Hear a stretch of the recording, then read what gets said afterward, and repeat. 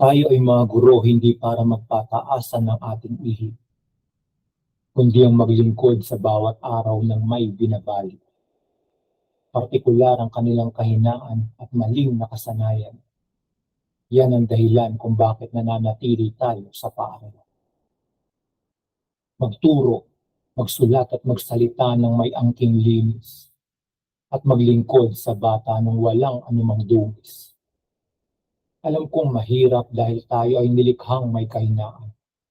Subalit, panawagan sa atin na ito ay ating masagkaan. Kung ang mga budhi natin ay nakagapos sa ating layaw, at sa pagnanasang itangi sa pedestal, tayo ay nasisilaw. Hindi lingid sa kaalaman na yan ay tunguhin ng makasarili.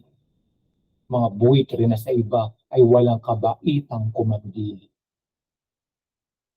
Sayang ang talinong nagiyagis ng bulag na pagkaunawa. Parang mga kabayong may talukap na nawalan ng laya. Ang katuturan ng ating pagiging guro ay nasa paglilingkod.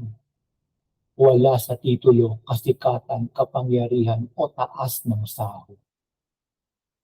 Ang paglaban ay dapat na pahandog at hindi pakabig. Walang dangal sa pakikibakang pansarili ang isinasatinig. Ang gurong tunay na naninindigan, ang ambag ay tuwid. Kumikilos ng may pag-iingat na matalisod o makapatid. Dahil ano ang saysay kung tayo'y magtataas ng kamao?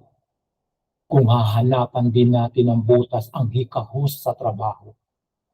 Lalo't higit kung ang iba ay kumilos ng may pagpapasya. Maibalik lang sa mga bata ang nararapat sa binayan nila. Paalala sa kapwa guro.